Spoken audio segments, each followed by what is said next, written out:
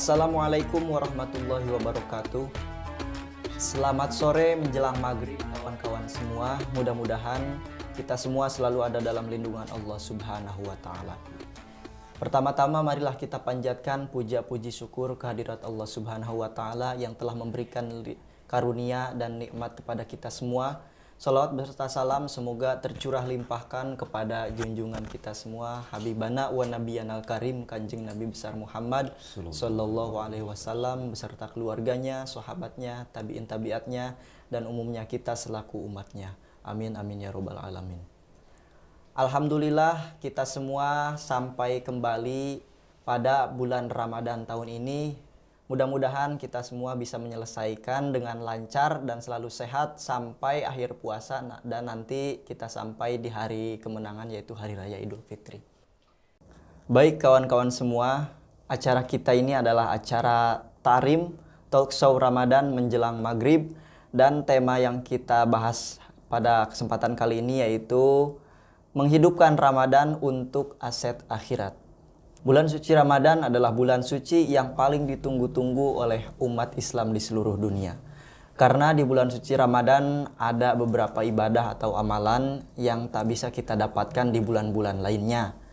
Karena ada juga beberapa ibadah atau amalan yang dilipat gandakan pahalanya oleh Allah Subhanahu wa Ta'ala. Dan nanti juga akan dijabarkan bagaimana caranya kita mendapatkan keberkahan di bulan Ramadan, apa saja amalan-amalan istimewa yang ada di bulan Ramadan, dan hal-hal yang bisa membatalkan terhadap puasa atau yang mengurangi terhadap pahala puasa. Baik, untuk lebih jelasnya nanti kita akan dengarkan penjabaran dari narasumber kita yaitu Kang Roy. Assalamualaikum Kang Roy. Waalaikumsalam warahmatullahi wabarakatuh. Gimana nih kabarnya hari ini? Kabar hari ini alhamdulillah luar biasa. Puasa lancar puasa? Puasa alhamdulillah mudah-mudahan lancar karena kita belum menjelang maghrib juga nih, masih jauh. Jadi insya Allah lancar. Amin amin amin. Baik Kang Roy, boleh dijelaskan kepada penonton semua bagaimana tentang tema hari ini dan apa saja materi atau hal yang akan disampaikan kepada para penonton semuanya. Baik, assalamualaikum warahmatullahi wabarakatuh. Bismillah, alhamdulillah, wassalatu wassalamu ala sayyidina Muhammad ibn Abdullah wa ala alihi wa sahbihi wa man tabi'al huda wal hidayah, amma ba'd. Qala Allah ta'ala fi ayatihil karim wa huwa asdaqul qailin. A'udzu billahi minasyaitonir rajim. Bismillahirrahmanirrahim. La in syakartum la zidannakum wa la in kafartum inna 'adzabi lasyadid. Al-ayah Allahu a'lam bimuradihi bidzalik. Pertama-tama puja dan puji syukur marilah kita panjatkan kehadirat Allah Subhanahu wa Ta'ala. Salawat dan salam semoga selalu tercurah limpahkan kepada baginda alam yakni Sayyidina wa Nabiyana wa Habibina Muhammad Sallallahu Alaihi Wasallam beserta para keluarganya, para sahabatnya, para tabi'in, atsba'un tabi'in, ulama amilin, dan mudah-mudahan keberkahan selalu terlimpah curahkan kepada kita semua selaku umatnya Kanjeng Nabi Muhammad Sallallahu Alaihi Wasallam. Baik sahabat-sahabat Tarim dimanapun Anda berada, dalam kesempatan kali ini insya Allah saya akan sedikit membahas yang ada kaitannya dengan tema yaitu menghidupkan Ramadan untuk membangun aset akhirat. Nah baik, Kang Holil, Ya. dalam kesempatan kali ini insya Allah saya akan mencoba mengutip salah satu kitab dari karangan Ibnu Rajab Al-Hambali, yaitu dalam kitabnya Lataiful Ma'arif. Lataiful Ma'arif. Ya. Yang dari sumber kitab Lataiful Ma'arif ini, ulama ahli sunnah wal jamaah sepakat bahwa di dalam kitab ini menerangkan beberapa keistimewaan di dalam bulan-bulan yang ada. Ya. Dari mulai bulan Rabiul Awal, Rabiul Tsani, sampai 12 bulan Hijriah di dalam tahun Hijriah ini ada keistimewaan tertentu di dalam kitab itu. Ya. Misalkan bulan Zulhijjah, keistimewaannya apa, amalan-amalannya apa. Di bulan Rabiul Awal, di bulan sampai 12 bulan di dalam tahun Hijriah itu ada keistimewaan yang memang harus kita amalkan di bulan-bulan tertentu itu. Ya, ya. Jadi insya Allah berhubung tema kali ini kita menyangkut di bulan Ramadan, insya Allah kita akan mengambil keistimewaan di bulan Ramadan ini, yang insya Allah sesuai dengan tema menghidupkan Ramadan untuk membangun aset akhirat. Oh, jadi setiap bulan itu ada keistimewaannya masing-masing. Ada keistimewaannya masing-masing, Kang. Nah, kalau boleh tahu di bulan Ramadan nih ada apa saja gitu? Keistimewaan di bulan Ramadan, Kang. Di bulan Ramadan ada keistimewaan yang memang telah tadi di prolog disampaikan oleh Kang Holil. Salah satu keistimewaan yaitu semua amalan akan dilipat gandakan menjadi 10 kebaikan. Semua kebaikan akan dilipat gandakan pahalanya menjadi 10 lipat kebaikan. Gitu. Cuman ada satu amalan yang memang pahalanya semua manusia pun tidak tahu. Tadi disebutkan, saya sebutkan tadi, setiap amalan di bulan Ramadan ini akan dilipat gandakan menjadi 10 kali lipat kebaikan. Ya. Misal kita memberi sedekah kepada orang, itu pahalanya akan dilipat gandakan menjadi 10 kebaikan. Kalau misalkan 100, ya dikalikan 10 menjadi 1000 kebaikan. Ya. Tapi ada satu amalan yang memang tidak seorang pun tahu bahwa amalan itu pahalanya akan sebesar apa. Hanya satu yang tahu, Allah Subhanahu wa taala yang akan Allah Subhanahu wa taala yang tahu akan pahala orang tersebut. Amal-amalan apakah itu? Yaitu amal orang yang berpuasa. Amal orang yang berpuasa. Kita menjalankan puasa, entah itu puasa sunnah, puasa wajib di bulan Ramadan. Kita tidak tahu amalannya. Pahalanya akan besaran pahalanya seperti apa. Misal 1 dikali 10 tidak. Jadi Allah akan memberikan pahala sampai tidak terhitung pahalanya kepada kita ketika kita menjalankan puasa sunnah, apalagi puasa di bulan Ramadan seperti sekarang ini, gitu. Baik, Kang Holil, ya. Tadi saya sudah jelaskan amalan-amalan yang memang tidak terhitung pahalanya, hanya Allah yang tahu dengan pahala-pahala amalan tersebut, yaitu amalan puasa. Sangat istimewa sekali pahala berpuasa ini, Kang Holil. Sangat istimewa, bahkan kata Allah, wa ana ajzibih, aku yang tahu akan pahala yang akan aku berikan kepada orang-orang yang berpuasa itu. Masya Allah sekali ya, Kang, berarti pahalanya orang yang berpuasa itu. Nah, kalau boleh tahu apa yang menjadikan pahala orang yang berpuasa itu sangat istimewa? Ya, jadi gini. Ada salah satu hadis yang mengatakan innahu taraka syahwatahu wa ta'amahu wa syarabahu min ajli. Jadi orang yang berpuasa itu telah rela. Rela apa? Rela meninggalkan syahwatnya.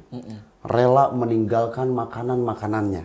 Rela meninggalkan minuman-minumannya hanya karena Allah Subhanahu wa taala. Hawa nafsunya, nafsu dia untuk menjaga syahwatnya, untuk menjaga makanannya, untuk menjaga minumannya, dari mulai subuh sampai maghrib dia menahan apa saja yang memang hal-hal yang memang membatalkan akan puasa itu dia jaga, sehingga pahala-pahala dari menjaga syahwat, pahala menjaga dari makanan, menjaga dari minuman itu sangat luar biasa pahalanya yang diberikan oleh Allah Subhanahu wa taala. Jadi boleh dikatakan istimewanya pahala puasa itu karena kita puasa bukan hanya menahan lapar dan haus. Bukan.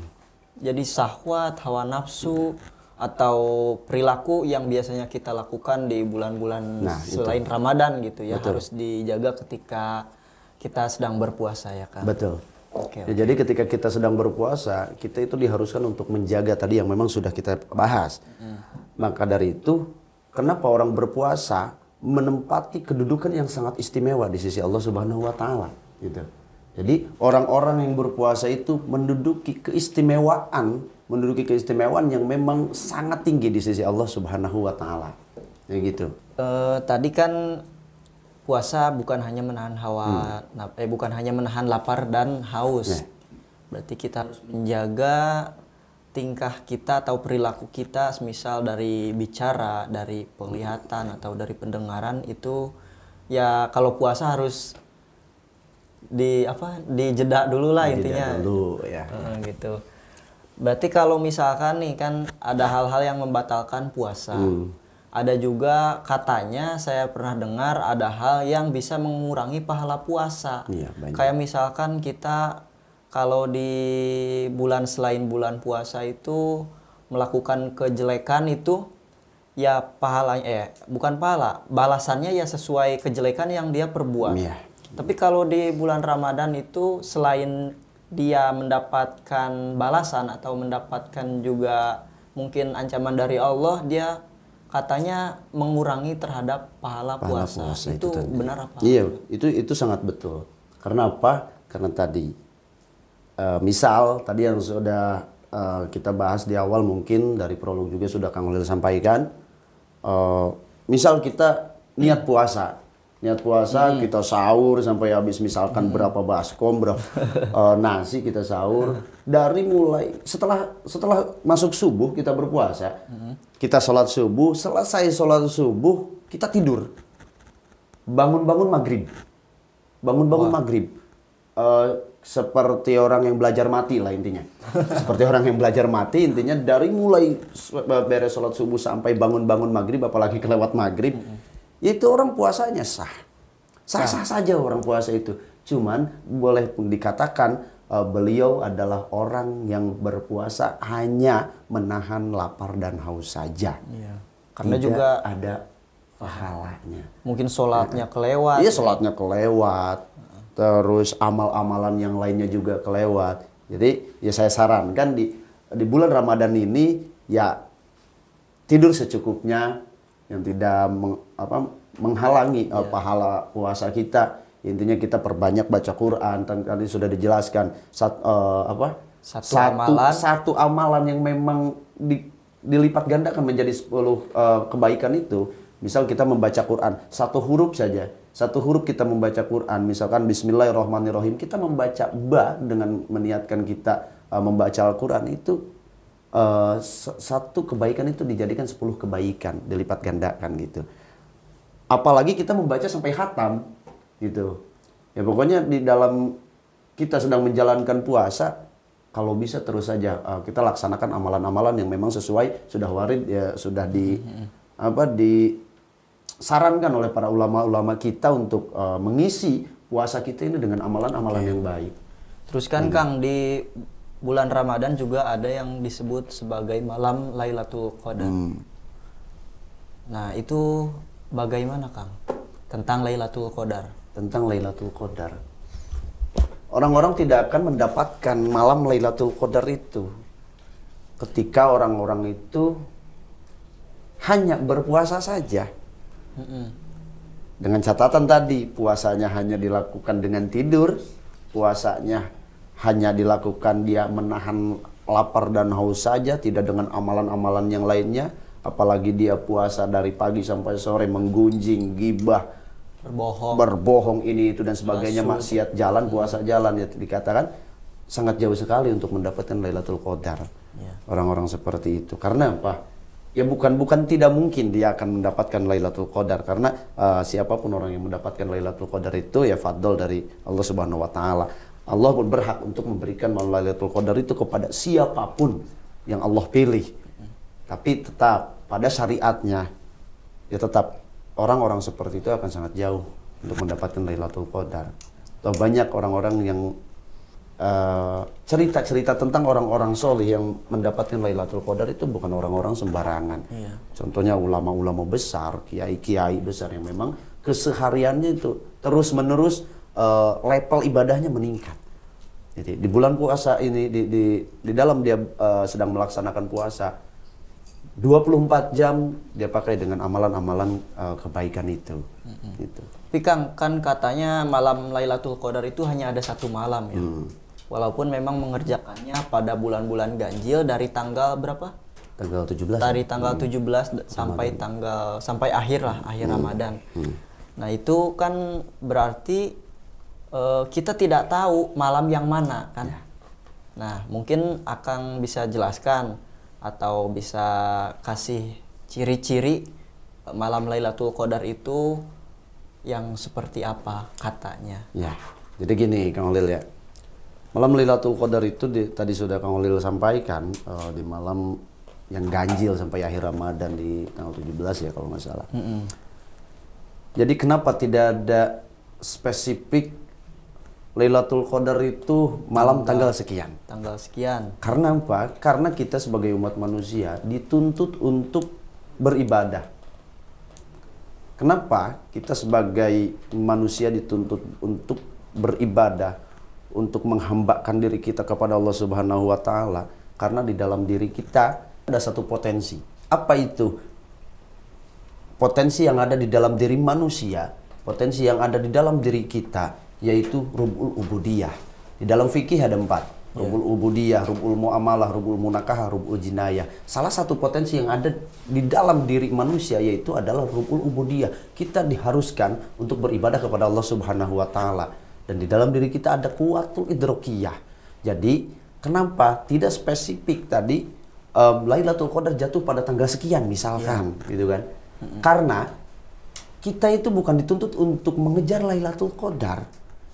Jadi dilala otomatis misalkan kita selalu sehari-hari kita apalagi di bulan suci Ramadan, kita itu fokus beribadah kepada Allah Subhanahu wa taala. Kita tidak mengharapkan Lailatul Qadar, kita niat ikhlas beribadah hanya menjalankan perintah Tuhan. Kita menjauhi larangan-larangan Tuhan dan otomatis Lailatul Qadar pun akan memilih siapa yang akan dia datangi. Siapa yang akan Allah kasih kesempatan untuk didatangi Lailatul Qadar itu. Jadi tidak ada spesifik. Kalau misalkan gini ya, agak lucu juga kalau misalkan Lailatul Qadar itu sudah ada ketentuan. Lailatul Qadar misalkan di tanggal 29. Ya orang-orang pasti akan fokus mengejar Lailatul Qadar itu sendiri gitu. Betul. Jadi secara logika seperti itu. Udah nangkep nih. Gitu. Secara logika ya orang-orang akan menunggu malam tanggal 29. Malam tanggal 29 itu gitu. Jadi orang-orang sudah tidak fokus lagi untuk beribadah hanya karena Allah Subhanahu wa taala. Jadi dituntut bukan dituntut untuk mengejar Lailatul Qadar, tapi untuk beribadah kepada Allah Subhanahu wa taala.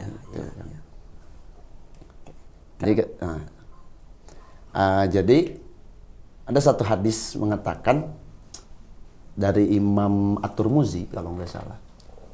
As-saumu nisfu sabri. Jadi berpuasa itu adalah sebagian dari sabar.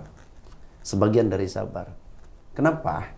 Karena kita diharuskan untuk sabar dalam berpuasa. Nah tadi, kenapa bahasanya sebagian? Bukan misalkan separuh. Kalau separuh kan kalau misal separuh itu kan 1 dari jumlah 10 itu udah separuh. Separuhnya dari 10 itu ada 1, ada 2, ada 3 kan. Tapi kalau sebagian itu kan setengah. Nah, gitu. Jadi as-saumu nisfu sabri, puasa itu adalah sebagian daripada sabar. Kenapa? Karena ketika orang-orang yang berpuasa tidak sabar, misal tidak sabar akan menahan laparnya, menahan syahwatnya, menahan minumnya, menahan dahaga dan lain sebagainya, itu akan berpengaruh dalam berkurangnya pahala-pahala kita di dalam berpuasa itu. Jadi saran saya, kita semua terutama hadirin, para pemirsa Tarim yang berbahagia, kita semua dalam menjalankan puasa ini ya terus laksanakan berpuasa ini dengan kesabaran, dengan isi puasa-puasa ini, dengan puasa kita ini dengan amalan-amalan yang memang sudah diperintahkan oleh Allah Subhanahu wa taala. Gitu. Ya mudah-mudahan kita semua termasuk orang yang sabar dalam berpuasa ini. Jadi ketika puasa itu selain kita menahan haus, menahan lapar, kita juga sabar dalam ketaatan. Sabar dalam menjauhi maksiat. Gitu. Jadi ada 3 kan. Ibnu Rajab menerangkan di dalam kitabnya Lataiful Ma'arif. Jadi ada 3 bagian sabar. 1, sabar dalam ketaatan. Yang kedua, sabar dalam meninggalkan maksiat. Yang ketiga, sabar ketika kita berada di dalam musibah, menghadapi musibah. Jadi itu, sabar itu terbagi 3. Yang pertama tadi as-sabru fi ta'at dan lain sebagainya ya. Sabar dalam ketaatan, sabar dalam meninggalkan maksiat, dan sabar terhadap musibah yang kita hadapi. Itu. Nah ini Kang nih, kadang masih ada orang yang masih mempermasalahkan. Kan katanya puasa itu tidak boleh memasukkan sesuatu ke dalam lubang-lubang yang dohir gitu. Ya. Kayak misalkan contoh, batal nih kalau puasa ngupil katanya. Batal nih kalau misalkan puasa ngorek kuping. Tapi ada juga yang bilang boleh-boleh aja kok asal jangan terlalu dalam katanya gitu. Nah gimana tuh Bang? Jadi gini Kang, saya rasa memang betul ketika kita mengupil atau ngorek kuping pakai cotton bud itu, saya rasa batal. Kalau misalkan tangan kiri kita ngupil, tangan kanan kita makan, gitu. Sambil makan berarti ya, itu batal. Tapi kalau misalkan hanya saja ngupil nggak sampai ke sini, hanya saja sekadarnya, ya paling ngupil kita segimana sih, udah dapat juga, udah gini-gini kan, gitu. Ataupun mengorek kuping nggak sampai dalam, kerasa dalam banget, ya kita sesuaikan saja ngupil kita segimana dalamnya sih, nggak sampai kerasa ketenggorokan kan. Iya. Ngorek kuping kita sampai mana sih dalamnya, gitu. Jadi kalau misalkan pertanyaan yang barusan, apakah batal puasa kita ketika kita mengupil ataupun ketika kita mengorek kuping, itu tidak kan? Itu tidak membatalkan akan puasa kita. Iya. Gitu. Berarti tidak batal ya, asalkan jangan benar-benar terlalu dalam sampai keluar darah atau pokoknya dalam banget lah, dalam. Iya. Itu sama kayak gini, sama ketika kita muntah tuh kayaknya. Ketika kita muntah, kita lagi puasa, kita muntah tuh, itu kan nggak disengaja ya. Iya. Itu nggak membatal, terkecuali sengaja kita supaya muntah tuh, itu batal. Gitu. Oke. Dan juga kalau misalkan nih kita puasa di siang hari, tapi kita lupa kalau kita belum niat gitu. Nah, niat di sebelum subuh atau pada malam harinya gitu, nggak niat dulu. Lupa. Itu kita lanjutkan puasa apa gimana? Kita lanjutkan puasa saja Kang, karena ada juga niat puasa 1 bulan itu ya. Cuman kita harus taklid juga itu. Ada niat puasa 1 bulan Ramadan karena Allah Ta'ala itu ya. Nawaitu sauma syahri Ramadan ya kalau misalnya. Kullihi ya. Itu kita taklid ke Imam Abu Hanifah kayak kalau nggak salah itu ya. Orang tanya pun itu pokoknya. Kita harus taklid. Kalau misalkan kita tidak taklid ke salah satu ulama yang kita kalau Imam Syafi'i ya. Kalau Imam Syafi'i kita memakai niat puasa yang 1 bulan itu. Ketika kita tidak taklid, itu tidak sah. Tetap kita harus mengkodo itu. Tapi dari awal kita niat sebulan Ramadan itu, kita taklid ke salah satu imam fikih yang 4 yang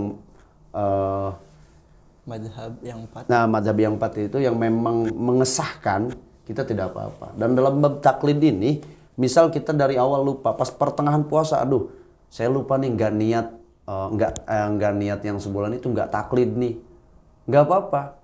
Taklid itu, patokan taklid itu bisa taklid ba'dal fi'li, taklid setelah mengerjakan. Jadi pekerjaannya sudah hampir selesai, kita baru ingat kita harus taklid. Sudah, kita taklid saja nggak apa-apa gitu. Mungkin buat kawan-kawan kurang tahu taklid itu kalau istilah bahasa Indonesianya taklid itu apa? Itu ya mengikuti lah, mengikuti misalkan kita mayoritas muslim di Indonesia ini dalam hal segi amalia fikihnya kita mengikuti Imam Syafi'i. Beda lagi kan dengan misalkan di Mekah, di Madinah kan.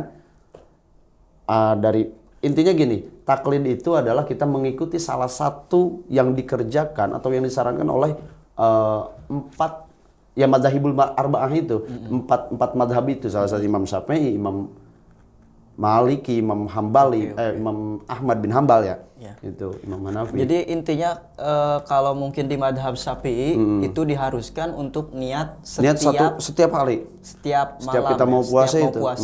Gitu. Tapi kalau misalkan kita lupa, berarti kita dari awal puasa itu harus Dari puasa ada niat, harus ada niat yang sebulan itu. niat puasa yang satu Yang bulan. 1 bulan itu. Oke. Gitu. Nah ini juga Kang, ada beberapa pertanyaan yang ditanyakan oleh mungkin netizen ya. Kan ini ada pertanyaan dari Instagram nih. Ya. Kemarin kita buka kolom pertanyaan. Nah, salah satunya yaitu dari @dederiri148. Pertanyaannya, apakah dibolehkan mandi junub ketika di bulan suci Ramadan atau mimpi basah posisi dalam puasa? Jadi ini ada 2 pertanyaan nih menurut saya ya. Yang pertama itu bagaimana hukumnya mimpi basah ketika puasa? Gitu Kang. Ya jadi gini, setiap kita mimpi basah ya kita mandi junub. Iya. Gitu. Karena mimpi basah ya tidak bisa direncanakan juga ya. Tiba-tiba ada yang banjur, tiba-tiba basah lagi tidur ya. Intinya gini, ini dua bahasa yang memang jawabannya hanya satu. Ketika mimpi basah otomatis orang itu harus mandi junub. Ketika di bulan suci Ramadan mimpi basah, hukumnya bagaimana? Ya nggak kenapa-napa gitu. Nggak bagaimana-bagaimana. Orang tidur, mimpi basah, bangun tidur, ya dia mandi junub. Yang penting ketika kita mandi junub itu, kita harus menjaga. Ketika kita mandi junub, melaksanakan mandi junub, kita harus benar-benar menjaga apapun, misalkan air yang masuk ke dalam telinga, organ tubuh, ke dalam lubang-lubang yang ada di organ tubuh. Ketika kita mandi, jangan sampai ada air yang masuk ke dalam, misal mulut kita secara berlebihan sampai ke tenggorokan, apalagi sengaja kita minum dulu kan ya. Mumpung gak ada orang, kita minum kelihatan, ya udah di kamar mandi minum air kobak gitu kan. Itu sah-sah saja. Ketika kita mandi junub, ya kita mandi junub seperti biasanya. Yang penting jaga sampai jangan berlebihan, misalkan pas masuk air ke dalam mulut sengaja kita telan atau gimana. Kalau nggak sengaja ya kembali lagi, itu nggak sengaja. Tapi kalau misalkan disengaja baru itu batal. Betul. Jadi sah-sah saja orang yang lagi berpuasa itu mandi junub. Mandi junub. Mandi junub berarti karena kalau mimpi basah kan itu 2 kemungkinan, ada kemungkinan dia khurujul mani, keluar mani atau tidaknya. Tidaknya. Nah jadi kalau mimpi basahnya itu tidak sampai keluar air mani, yang nggak usah mandi junub. Nggak usah mandi junub. Kayak gini, kita mimpi nih misalkan, bukan mimpi ya, kita tidur. Kita nggak tahu, tiba-tiba bangun tidur kok basah, misal. Kita pegang, kok kayak putih-putihnya telur gitu kan. Kita cium, kok agak bau, gitu. Tapi kita nggak ngerasa kita malam itu mimpi loh. Nggak ngerasa kita malam itu mimpi. Nah itu tergantung, kita mau hukumi apakah itu air mani ataupun air madhi. Kalau misalkan kita menghukumi, oh ini mah air madhi, berarti pakaian yang kita pakai yang kena cairan air madhi itu najis, harus dicuci. Ketika kita menghukumi, tapi kita nggak usah mandi junub. Kalau kita menghukumi itu air madhi. Tapi kalau kita menghukumi itu adalah air mani, pakaian kita suci, tapi kita wajib mandi junub. Karena hadas besar. Pun sebaliknya, misalkan kita mimpi tapi nggak keluar basah, enggak, tapi kita mimpi sampai meremelek lah kita mimpinya ya, ngerasa enak, tapi kok nggak ada yang keluar gitu. Kita cek pagi-pagi misalkan kok kering, kita cek lagi keringnya bukan kering kayak ya yang biasa kita ketahui gitu kan. Itu hanya mimpi biasa, nggak usah mandi junub, karena patokan mandi junub itu bukan mimpi basahnya, tapi keluar air maninya, gitu kan. Ketika misal kita tidak merasa keluar air mani, ya nggak usah. Berarti membatalkan kalau misalkan sampai keluar air mani? Enggak. Membatalkan puasa? Iya, enggak. Ketika kita hanya mimpi basah, kita lagi berpuasa, kita tidur, kita mimpi basah, kita nggak batal puasa kan? Kita harus mandi junub, teruskan lagi puasanya. Oke. Gitu. Jadi kalau misalkan dalam berpuasa kita mimpi basah kita batal, ya karena kita juga nggak ingin mimpi basah loh ketika berpuasa. Kalau misalkan batal, itu bukan kita yang mau loh. Namanya juga mimpi gitu kan. Tapi setelah bangun ya kita langsung mandi junub, kita teruskan lagi puasanya. Gitu kan. Oke Kang, pertanyaan selanjutnya dari @ule_erna2101. Kenapa kalau bulan puasa suka rame ngabuburit? Pertanyaan yang sangat istimewa ini ya. Jadi kenapa kalau bulan puasa suka ramai ngabuburit? Ya karena bahasa ngabuburit itu adanya di bulan puasa saja. Tidak ada di bulan Syawal, bulan Hapit, bulan Haji. Tidak ada. Karena bagi saya ngabuburit itu tidak boleh loh. Yang boleh itu ngabubur nasi, ngabubur sumsum dan yang lainnya itu boleh. Kalau ngabubur berit ya nggak boleh itu. Jadi ngabuburit yang seperti apa Kang Lil? Yang dimaksud @ule_erna ini ngabuburit yang seperti apa? Mungkin kan ada buat sekedar beli makanan pembuka gitu. Dengan pacarnya atau gimana nih? Oke. Jadi ngabuburit ini ya kalau saya boleh kasih saran, ngabuburit ini kita pakai nggak usah kita, kalau nggak ada keperluan lain sengaja ngabuburit jalan sama pacar ataupun jalan, itu hal yang memang bisa mengurangi pahala puasa loh ngabuburit. Terkecuali ngabuburitnya dipakai kita tadarusan, ngabuburit kita dipakai hal-hal yang memang positif, hal-hal yang memang bisa bikin Allah Subhanahu wa Ta'ala itu tersenyum gitu. Jadi ngabuburit kita masuk ke tadi ya tema membangun aset akhirat. Membangun aset akhirat itu jawabannya hanya satu loh. Termasuk ini juga berarti ngabuburit ya. Apapun hal yang bisa, yang memang bikin bisa, yang memang bisa membuat Allah Subhanahu wa Ta'ala tersenyum, itu amalan-amalan yang paling baik. Dan ngabuburit ini dengan yang terjadi di wilayah kita, bagaimana mereka ngabuburit, bagaimana cara mereka sore-sore keluar dengan pacarnya nongkrong, hal-hal yang memang sedikit negatif ya, itu kira-kira bisa bikin Allah tersenyum atau enggak gitu. Ya, jadi enggak. intinya mending ke yang lain aja, ke hal-hal yang positif. Jadi pertanyaannya mungkin kayaknya bingung juga, kenapa kalau bulan puasa suka ramai ngabuburit? Ya nggak tahu kita juga kan, bahasanya kenapa bulan puasa.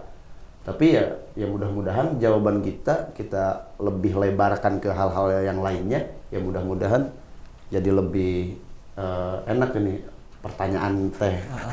Intinya berarti kan ngabuburit itu nggak apa-apa ya? Nggak apa-apa. Cuman asal itu ke hal yang positif. hal yang positif. Jangan hal yang Ya. membatalkan puasa atau yang mengurangi pahala puasa. Sayang kita berpuasa dari pagi sampai maghrib, ya kita hanya mendapatkan lapar dan hausnya saja. Baik. Gitu. Oke, terus pertanyaan selanjutnya nih yang sering ditanyakan. Bagaimana jika kita memiliki hutang puasa yang belum terbayar di tahun lalu dan belum mengganti hingga Ramadan tiba? Itu kita harus mengqadha atau membayar fidyah atau dua-duanya?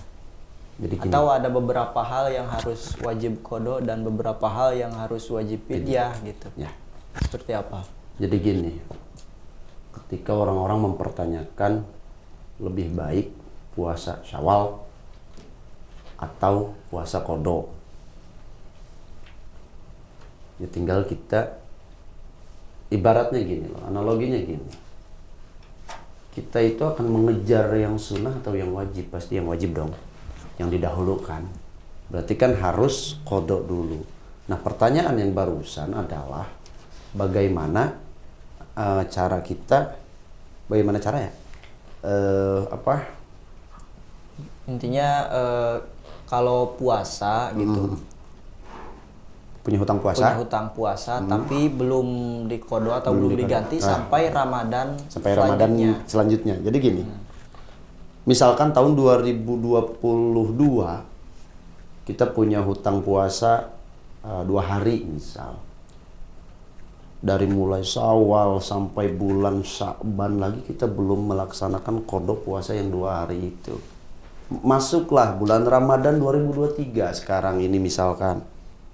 Kita juga berarti kan kita tidak ada lagi kesempatan untuk mengqadha di tahun yang sudah terlewat itu. Jadi ketika bulan Syawal nanti kita wajib mengqadhanya dan kita wajib membayar fidyah itu.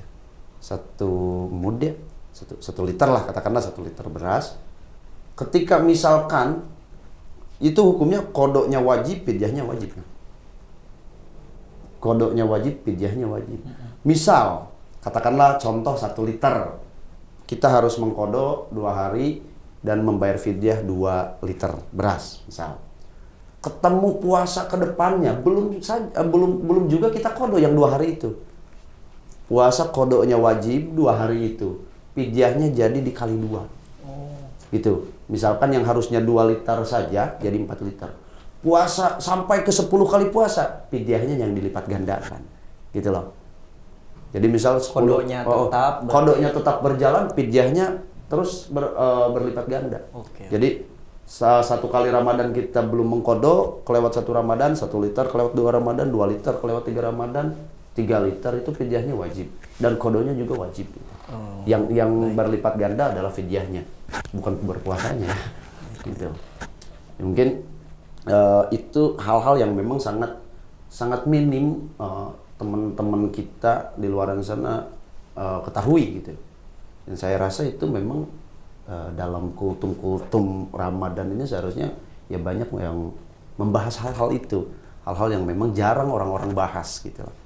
Jadi kebanyakan di kita ini udah melewati Ramadan lagi, sedangkan dia punya hutang puasa yang Ramadan kemarin. Ya qadha aja, nggak tahu tentang fidyahnya kan. Kebanyakan seperti itu. Kasihan juga kalau misal kita tidak kasih tahu teman-teman kita yang seperti itu. Gitu. Jadi tetap selalu kita bahas ke teman-teman, selalu kita beritahukan kepada teman-teman siapapun itu teman kita di luar sana akan patokan hukum yang memang sudah ada. Gitu. Jangan sampai teman-teman kita ada pertagihan nanti di yaumil qiyamah tentang hal-hal itu dan ketidaktahuan mereka akan hal-hal itu gitu. Baik Kang, atas jawabannya, semoga teman-teman semua merasa puas dengan jawabannya dan bisa menjadi pencerahan juga buat teman-teman semuanya gitu tentang pertanyaan-pertanyaan yang sudah disampaikan. Terima kasih juga sudah bertanya ya. Mudah-mudahan membantu, mudah-mudahan terjawab gitu. Terima kasih dan sampai jumpa di talk show selanjutnya. Kami pamit undur diri. Wassalamualaikum warahmatullahi wabarakatuh.